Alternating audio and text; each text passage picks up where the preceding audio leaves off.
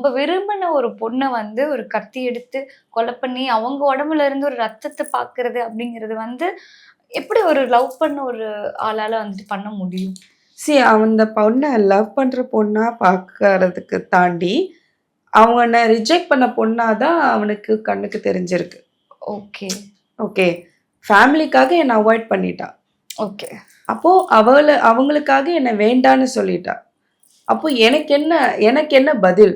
Okay. அப்ப இவ்ளோ நாள் நான் இவ கூட இருந்தது நான் முட்டாளா? ஓகே. அப்படின்ற மாதிரி அவங்களுக்கு கோவம் தான் ஜாஸ்தியா வந்திருக்கு.